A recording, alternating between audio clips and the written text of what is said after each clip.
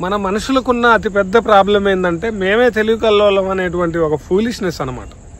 తునిలో ఒక ఇన్సిడెంట్ జరిగితే ఇన్సిడెంట్ కాడ ఆ అమ్మాయి ఎందుకుంది, ఆ అమ్మాయి అక్కడికి ఎందుకు పోయింది, ఆ అమ్మాయి డ్రెస్ ఎందుకు తీసింది, ఆ టైంలో అక్కడికి ఎందుకు పోయిందని మాట్లాడతారు అనమాట. చాలా తెలివి అనమాట. అది మనది అతి తెలివో అర్థం కాదు, మరి లేకపోతే ఉన్న బ్రెయిన్ చిప్పు దొబ్బిందో మనకు అర్థం కాదనమాట. 60 ఏళ్ల ముసలోడు, ఒక రాజకీయ పార్టీకి సంబంధించిన కౌన్సిలరు, తర్వాత ఎంతో జీవితాన్ని చూసుంటాడు. వాడిని అనాల్సింది పోయి ఏమి తెలవని ఒక 10-12 ఏళ్ళ అమ్మాయిని పట్టుకొని ఆ అమ్మాయి ఎవరికి చెప్పొద్దా 2-3 సార్లు పోయిందంట కానీ మాట్లాడతాం అనమాట. అంటే మనకి మైండ్ పని చేయట్లేదు. లిటరల్గా చెప్పాలంటే మనకి తెలివితేటలు అనేవి ఎక్కువైనాయి అనమాట. ఎక్కువయ్యి మనం సోషల్ మీడియాలో కామెంట్ బాక్స్ ఉంది కాబట్టి మన నోటికి వచ్చినట్టు ఏదో ఒకటి కుక్కలాగా ఆడ వరలాలన్నమాట. మన ఇళ్ళల్లో ఆడపిల్లలు లేరు, మనకు అక్క చెల్లెలు లేరు అనుకొని ఆ ప్రవర్తనతో మనం మాట్లాడుతాం అనమాట. మనం ఎంత కామన్ సెన్స్ మిస్ అయినామంటే ఒక 10-12 ఏళ్ళ వయసున్న అమ్మాయి ఏ రకమైన ఎమోషనల్ వల్నరబిలిటీలో ఉంటుందో కూడా మనకు ఒక కామన్ సెన్స్ ఉండదు అనమాట. అదే మన ఇళ్ళల్లో ఒక బిడ్డో, లేకపోతే మన ఇళ్ళల్లో ఒక ఆడపిల్లో, లేకపోతే మన ఇళ్ళల్లో ఉన్నటువంటి ఒక మహిళ ఈ రకమైనటువంటి పరిస్థితిలో ఉంటే మనం ఇట్లనే మాట్లాడతామా అనేది మనం ఫస్ట్ ఆలోచించాల్సిన విషయం. రెండో విషయం ఏంటంటే ఒక 60 ఏళ్ళ దుర్మార్గుడు, ఒక 60 ఏళ్ళ నీచుడు, ఒక 60 ఏళ్ళ క్రూయల్ మెంటాలిటీ ఉన్న పర్సను అమ్మాయిని తీసుకెళ్తే వాడిని కదా మనం తిట్టాల్సింది, వాడి యొక్క బిహేవియర్ని కదా మనం నిందించాల్సింది. అంతేగాని ఒక ఆడపిల్ల ఉంది కదా అని చెప్పి మనం నోటికి వచ్చినట్టు మాట్లాడతాం అనమాట. రాజకీయ పార్టీలు కూడా ఈ పార్టీకి సంబంధించినోడు, ఆ పార్టీకి సంబంధించినోడు అని మాట్లాడుకోవడం అనమాట. అంటే 4 రోజులు దీని మీద డిస్కషన్ జరుగుద్ది, మళ్ళీ ఆ విషయం అటు పోద్ది అనమాట. ఇలాంటి సంఘటనలు జరిగినప్పుడు పోక్సో యాక్ట్ గుర్తొస్తుంది, నిర్భయ యాక్ట్ గుర్తొస్తుంది, కఠినంగా శిక్షించాలని కొంతమంది అంటారు. అరబ్ దేశాల్లో లాగా రోడ్డు మీద నిలబెట్టి కాల్చాలి, ఉరిదీయాలని మనం ఎమోషనల్గా బరస్ట్ అవుతాం. తర్వాత ఇష్యూ అంతా మళ్ళీ మర్చిపోతారు అనమాట. మళ్ళీ ఇంకొక సంఘటన జరుగుద్ది, మళ్ళా ఈ వ్యవహారం అంతా ఇట్లనే కొనసాగుద్ది అనమాట, ఒక సైకిల్ లెక్క. తర్వాత ఇంకొంతమంది మేధావులు సోషల్ మీడియా వాట్సాప్ మేధావులు ఏం చేస్తా ఉన్నారంటే 10-12 ఏళ్ళ అమ్మాయిలకే లవ్ స్టోరీలు ఉన్నాయి, 9th క్లాస్ చదివే అమ్మాయికి 8th క్లాస్ చదివే అమ్మాయికి లవ్ స్టోరీలు ఉన్నాయని మాట్లాడతారు అనమాట. ఆ ఏజ్ ఎలాంటిది, ఆ ఏజ్లో ఉన్న ఎమోషనల్ వల్నరబిలిటీ ఎలాంటిది అనేది ఒక కామన్ సెన్స్ గల ఐడియా లేకుండా మనం ఇష్టం వచ్చినట్టు పాస్ చేయడం అనమాట.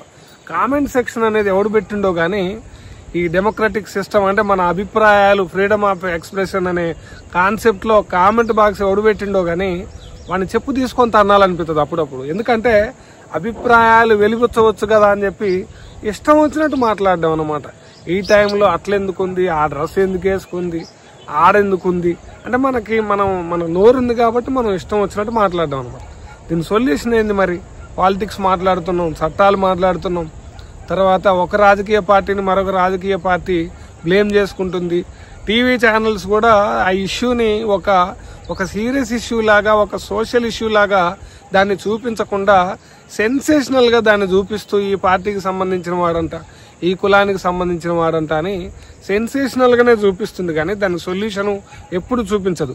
మెయిన్ స్ట్రీమ్ న్యూస్ పేపర్లతో కానీ, మెయిన్ స్ట్రీమ్ న్యూస్ మీడియాతో కానీ, ప్రింట్ మీడియా కావచ్చు, ఎలక్ట్రానిక్ మీడియా కావచ్చు, ఈ రెండిటితో ఉన్న అతిపెద్ద సమస్య ఏంటంటే ఇష్యూని చాలా సెన్సేషనలైజ్ చేసి చూపించడం, తర్వాత ఇష్యూని పక్కా పడేయడం అనమాట. అంటే వాళ్ళ బిజినెస్, టీఆర్పీ బిజినెస్, వ్యూస్ ఏదైతే ఉంటుందో కొన్ని రోజుల వరకు ఆ కుటుంబాన్ని మానసికంగా ఇబ్బంది పెట్టి ఇష్యూ అంతా అయిపోయిన తర్వాత మళ్ళీ వాళ్ళ బిజినెస్ వాళ్ళు వెళ్ళిపోతారు అనమాట.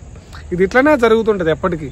దుర్మార్గమైన విషయం ఏంటంటే ఈ ఆడపిల్లల మీద, చిన్నపిల్లల మీద మెయిన్గా ఈ దాష్టికాలు ఏవైతే జరుగుతున్నాయో అయిన వాళ్ళే అంకుల్సో లేకపోతే ఈ తాత వయసున్న ఎదవల్ లాంటి వాళ్ళు చేయడం అనమాట. మరి ఆడపిల్లలకి ఎట్లా మనం సెక్యూరిటీ ఇవ్వాలా, గుడ్ టచ్ అంటే ఏంది, బ్యాడ్ టచ్ అంటే ఏంది అనేది ఎప్పటి నుంచో ఒక చర్చ నడుస్తూ ఉందన్నమాట. అంటే మనము స్ట్రేంజర్స్ దగ్గర వాళ్ళు ఏదైనా తినుబండారాలు ఇచ్చిన తినకూడదని చెప్పడం, లేకపోతే వాళ్ళని కొత్త ప్రదేశాల్లో కొత్త వ్యక్తులతోని మాట్లాడకుండా చేయడము, తర్వాత ఈ చదువుకునే ప్రదేశాల్లో టీచర్ కూడా మిస్బిహేవ్ చేస్తే దాన్ని ఎట్లా చేసుకోవాలన్న దాని మీద ట్రైనింగ్ ఇస్తూనే ఉండాలి కంటిన్యూస్గా.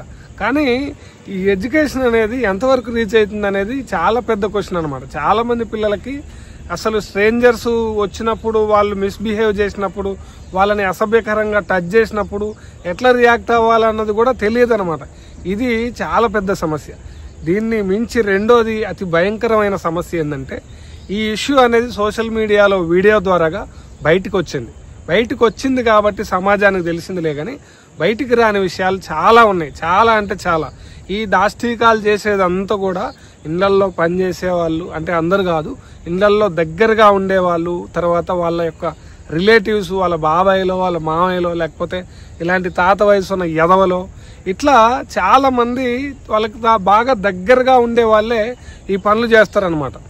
మనం జడ్జిమెంట్ చేసే ముందు ఆ అమ్మాయి ఆడికి ఎందుకు పోయింది, అట్లెందుకు పోయిందంటే, ఆ ఏజ్లో వాళ్ళని ఎట్లా మోటివేట్ చేయడం, వాళ్ళని మాయమాటలు చెప్పి లోపరుచుకొని తినడానికి ఏదైనా కొనిస్తా అని చెప్పడం, లేకపోతే ఇది ఎవరికన్నా చెప్తే నేను చంపుతా అని బెదిరియడం, ఇట్లా చేయడం అనమాట. ఒకవేళ పిల్లలు ధైర్యం చేసి తల్లిదండ్రులకు చెప్పినా సరే, కొంతమంది తల్లిదండ్రులు ఏమైద్దో బయట చెప్తే పరుగు పోద్దేమో అన్న భయంతోనే చాలా విషయాలు కూడా బయటికి రాకుండా అట్లనే మౌనంలో వెదపడుతున్నాయి అనమాట. ఇది మనం అర్థం చేసుకోవాలి. అంతేగాని ఎమోషనల్గా ఒక్కసారి వాడిని ఉరి తీయాలి, ఇది చేయాలంటే కష్టం. అందుకే ఆడపిల్లల్ని బ్లేమ్ చేసే బదులు, అంటే ఆ ఏజ్లో ఎమోషనల్ వల్నరబిలిటీ ఉన్న ఆడపిల్లల్ని బ్లేమ్ చేసేది బదులు, ఈ మగోళ్ళే ఆడవాళ్ళతోని ఎట్లా బిహేవ్ చేయాలి, మోరల్ ఆబ్లిగేషన్ ఏదైతే ఉందో, అంటే ఉమెన్ని రెస్పెక్ట్ చేయాలి, ఉమెన్ని గౌరవించాలనే కాన్సెప్ట్లో బతికితే తప్పించి మనకి ఈ క్రైమ్స్ అన్నీ ఆగవు.